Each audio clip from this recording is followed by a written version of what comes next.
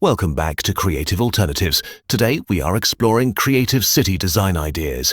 Imagine standing on a rooftop at sunrise, looking over a city that feels alive not because of noise or crowds, but because every street, every garden, every rooftop breathes creativity. The air lifts with possibility, people slow down to appreciate art embedded in architecture, and technology disappears into design that feels natural. This is not the future. This is what a creatively designed city can look like now, if imagination is given permission to lead urban planning. The moment you step into such a city, your senses announce that it's different. Buildings don't just exist, they communicate ideas. Public spaces don't just fill land, they tell stories. Movement isn't just functional, it becomes an experience. In a creatively designed city, you don't wake up to identical blocks of concrete, you wake up to personality. Instead of skyscrapers that feel like walls blocking the sky, architects stretch vertical spaces into sculptural forms buildings shaped with soft curves, textured exteriors, and adaptive skins that change based on sunlight. Some walls transform into green canvases, dripping with vines and flowering patterns arranged like intentional art pieces. Each building not only reflects its purpose, but silently participates in the city's cultural narrative. Schools resemble collaborative studios. Libraries unfold into open terraces filled with reading pods. Hospitals feel more like wellness villages with gardens, natural light corridors, sensory calming materials, and spaces that heal psychologically, not just physically. Creativity expands when cities stop limiting the use of land strictly for function. For example, imagine converting bridges into public art platforms. Instead of heavy beams and industrial rails, citizens can walk through bridges that feature built-in seating, micro-cafes suspended overlooking river views, and interactive light installations that change color based on motion sensors. Beneath those bridges could float small community-owned gardens, where residents grow herbs, water plants collectively, or simply pause to inhale fresh aromas. Creativity invites practicality into beauty without forcing them to choose sides. Even sidewalks become canvases. A creatively designed city transforms pathways into living experiences. Some pavements carry artistic mosaics influenced by local culture. Others include glowing tiles that illuminate softly at night, guiding people without overwhelming their eyes with artificial street lighting. Sound-responsive pavement might trigger melodic tones when children run across them. The smallest corner gains meaning. Yet, a creative city is not just visually expressive, it inspires emotional well-being. For example, there might be quiet zones intentionally built into busy downtown areas, tiny pockets carved into corners, where residents can sit beneath shading trees, surrounded by whispering fountains that mute the sound of traffic. The presence of silence becomes part of urban design. Transportation undergoes transformation too. Instead of neutral, purely mechanical transit hubs, imagine stations designed like indoor-outdoor plazas. Bus stops feel like art galleries, cyclists ride inside garden-lined lanes that pass through tunnel-like green arches, and electric transit pods glide like sculptures in motion. Parking garages could be disguised as multifunctional spaces, sports courts on rooftops, vertical libraries on the sides, digital murals projected at night. Every square foot becomes an opportunity for joy. Street markets also evolve. And instead of simple stalls, spaces rise as modular interactive marketplaces featuring retractable roofs, built-in display screens for showcasing craft histories, and designated creative exchange zones where artisans teach skills. Creativity is not just displayed, it circulates among people. Markets become places where pottery meets technology, where handmade textiles are scanned into augmented reality catalogues, and where food stalls are designed in shapes that represent their culinary heritage. Creative cities avoid rigid separation between buildings and nature. No. Imagine instead the city behaves like a living organism, where green corridors branch like arteries. These corridors connect neighborhoods, allowing residents to walk through wilderness-like tracks. Trees arch overhead, turning sunlight into moving patterns on the ground. Birds nest on sculptural perches. Every few meters appear benches carved from recycled stone, engraved with stories that schoolchildren wrote during local workshops. Now picture public buildings with rooftops forming elevated farms, restaurants source ingredients directly above them. Oh, rainwater harvesting systems run visibly across building exteriors, so sustainability becomes visually understood rather than hidden engineering. Kids visiting schools learn how natural filtration happens simply by observing pipelines that lead to transparent tanks. A creatively designed city stays dynamic, not frozen in its first blueprint. Some walls are intentionally left blank for artists. Certain areas rotate creative usage every season. Winter might host sculpture displays, spring might transform into cultural festivals, summer might become outdoor cinema halls, and autumn might display digital art projected onto moving water screens. Homes evolve beyond status and ownership into emotional comfort. In place of uniform apartments, modular living spaces adjust according to personal needs. Walls can slide, ceilings reconfigure lighting modes, and built-in workspaces fold into the floor. Windows sense time of day and tint naturally. The home becomes not a storage space but a life-supporting studio. Even waste systems become artistic. Recycling stations look like modern installation sculptures: glass, metal, and biodegradable waste, separated not through dull signs but through artistic color-coded openings resembling artworks. Whew! People participate willingly because beauty invites behavior. A creatively designed city protects tradition through innovation. Old structures aren't demolished, they are reimagined. Warehouses convert into design labs. Ancient stone walls are preserved, but digitally mapped into interactive storytelling spaces. Water canals, once used for trade, become glowing floating gardens that attract night pedestrians. The secret behind creative city design is not expensive technology. It is intention. It is the belief that people deserve to feel inspired in the place they live. Creativity is not decoration, it becomes infrastructure. When cities encourage curiosity, imagination becomes policy. In such a place, a morning walk can spark invention. A child encountering street sculpture might discover their passion.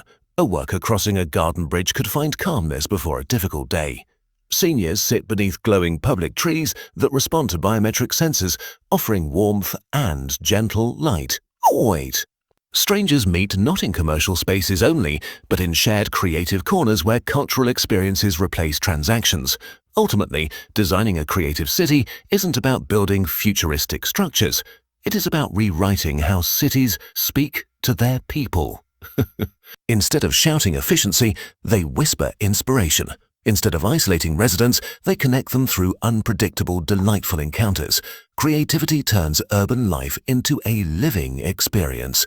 Close your eyes and imagine entering a neighborhood that instantly feels like it was designed for exploration, playfulness, and discovery.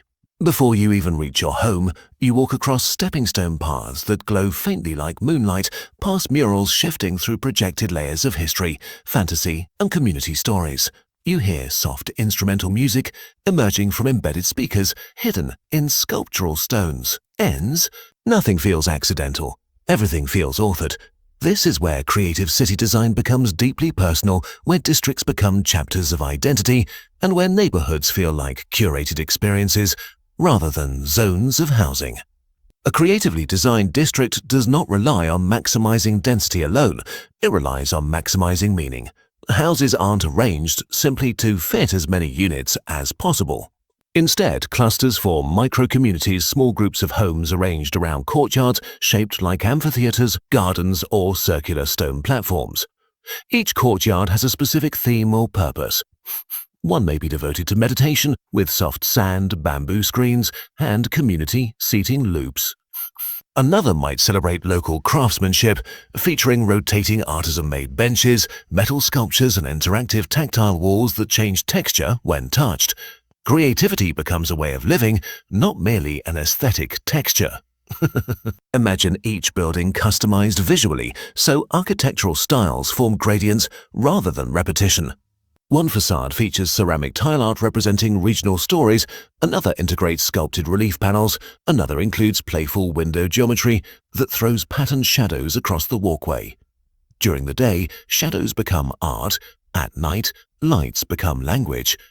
Children grow up witnessing creativity as architecture rather than something exclusive to museums. Creative city design also transforms infrastructure into community rituals. Street lighting is not just lighting. Lamps rise from curved poles inspired by organic shapes, arc branches, coral forms, spiral shells. Light color shifts based on festivals, seasons, energy usage, and environmental status. For instance, lights glow amber when residents reduce energy consumption, creating collective responsibility visually. City behavior becomes observable not through data charts locked inside policy reports, but through visible change happening outdoors. Smart technology becomes invisible and human-centered. Instead of cold digital billboards, imagine living ecological displays. Walls covered with moss that light up in patterns showing rainfall history or air quality. Wind-powered kinetic sculptures turn like slow-moving mechanical flowers, generating light for pedestrian paths. Tech and art merge into devices that contribute rather than distract. Food becomes part of urban design, not separate from it. Creativity emerges in edible landscapes, sidewalk herb gardens, vertical fruit trees along building edges, aquaponic ponds placed beside cafes where fish and plants create a circular ecosystem. Kids learn about food sources not from books alone, but from gardens growing near their front doors. Restaurants use community-grown produce in weekly rotating tasting menus, reinforcing relationship-driven supply instead of mass-market anonymity. Cities flourish when everyday experience turns meaningful. Creative design encourages rituals, weekly outdoor cinema events projected onto ivy-covered buildings, community breakfast mornings where families gather in open courtyards, rotating maker fairs where craftsmen demonstrate glass blowing, wood shaping, digital fabrication, and textile weaving. When urban space becomes celebration space, cities stop feeling like systems and start feeling like living organisms. The public learning environment evolves too. Instead of separating education into isolated academic buildings, learning saturates the city physically. Walls across town display QR-linked educational narratives, stories of how bridges were built, why certain tree species were planted, origins of traditional artifacts, profiles of local inventors. Learning becomes decentralized. A child walking home might discover the biography of a poet engraved into pavement stones or encounter interactive holograms illustrating city history. A park might have digital telescopes showing constellations automatically syncing with real-time astronomy, turning nighttime into classroom skies. Creative city design breaks assumptions about what belongs indoors and what belongs outdoors. Public studios line main streets, glass-front workshops where artists paint, sculptors weld, musicians rehearse, creators build prototypes. Passers-by observe the process of creation, making art a transparent event rather than a final product reveal. Curiosity becomes normalized. People don't just consume art, they witness how it is made. Transportation gains personality. Instead of identical vehicles, mobility pods offer customizable experiences, quiet pods for meditation, pods for social conversation, pods showing curated visual landscapes through panoramic digital windows. Some pods play guided storytelling featuring historical narrations related to places they pass through. A commute becomes a journey that teaches, soothes, or inspires. Pedestrian experiences deepen. Trails are designed like narrative lines. One walkway reflects ecological design and includes descriptive tablets about native species. Another walkway highlights architectural evolution across decades. Another celebrates cultural diversity with illustrated tiles representing migration patterns. Walking becomes immersive. Jogging becomes exploration. Neighborhood navigation becomes visual poetry. Housing evolves beyond private walls. Creativity thrives in shared domestic extensions. Rooftop tea pavilions accessible to residents inspire spontaneous gathering. Communal art studios encourage skill sharing. Shared gaming terraces, reading nooks built into corner walls, and instrument exchange stations mean private living expands into social shared living. Cities stop forcing isolation and begin supporting togetherness. Environmental design invites emotional wellness. Public meditation hills carved into landscapes offer quiet platforms overlooking water. Floating reading decks drift gently near city edges, where libraries send books through automated delivery chutes. Automated delivery chute. Hidden gardens tucked behind foliage serve as thinking spaces for anyone needing solitude. Urban planning stops treating peace as luxury and starts treating it as necessity. Creative cities excel when people don't need to escape their home environment to feel alive. Work environments follow the same philosophy. Outdoor office spaces exist under shade roof structures made of tensile fabric that mimic origami folds. Meeting zones exist inside bubble-shaped transparent pavilions surrounded by plants and subtle water channels, reducing stress and stimulating imagination. Companies treat creativity not as department-specific, but environment-specific. Even entertainment evolves conceptually. Water plazas transform into light-based performance venues at night. Buildings become projection walls during cultural festivals displaying animations, citizen-created films, and interactive audience response displays. Playgrounds turn experimental. Augmented reality forests where children interact with digital butterflies, musical stairs that produce harmonies, climbing structures shaped like abstract art pieces. What emerges is citywide identity, built on participation. Residents don't merely live in these spaces, they shape them. Monthly citizen design challenges propose new park features. Families vote on mural themes. Teenagers submit digital art for seasonal street displays. Seniors propose comfortable seating prototypes. Creativity becomes democratic. Nothing remains passive. Walls, floors, rooftops, pavement, bridges, forests, lakes, canals, schools, gardens, transport, all elements convert into tools of human expression. Living in such a city feels like being enrolled in a lifelong adventure. Imagine entering a city at night where lights do more than illuminate, they create atmosphere, emotion, and narrative. Before your eyes adjust, the skyline reveals moving colors projected across architectural skins. Buildings respond to the city's mood, soft hues on calm evenings, energetic bursts during celebrations, low warm tones during winter.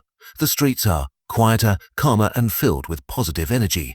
A creative city does not sleep, it transforms. This final stretch of design thinking focuses on how creativity sustains, evolves, and inspires long-term living, shaping not just space, but culture. Creative sustainability is the foundation. Imagine neighborhoods powered by artistic renewable systems. Solar panels don't sit as flat black rectangles. Instead, they appear as reflective mandala, like mosaic tiles integrated into rooftops. Wind turbines aren't metallic blades sticking out of nowhere.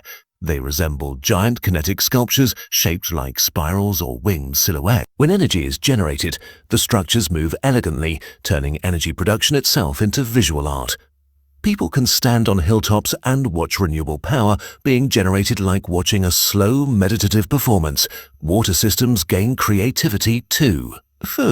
Picture rainwater harvesting turned into living art. The collected water flows into transparent channels exposed along building walls before filtering into rooftop reservoirs. Children watch how filtration systems work through glass panels, understanding water cycles without being taught abstract diagrams. Small waterways run under walkways, and stepping stones occasionally light up through pressure sensors, making walking an interactive act. Sustainability becomes visible, playful, and emotionally engaging. A city becomes creative not only when people observe beauty, but when they participate in shaping it. Public involvement transforms into structured, joyful civic activity. Quarterly community design festivals invite residents to brainstorm new street concepts, outdoor seating forms, playground innovations, or public storytelling installations. Designers take citizen input, prototype new ideas, and display them in pop-up exhibitions located directly within public squares. Families vote, children draw ideas, elders share memories that influence design. The city becomes a collaborative canvas rather than an institution that imposes standards on causes standards. Creative city regulations improve freedom rather than restrict it.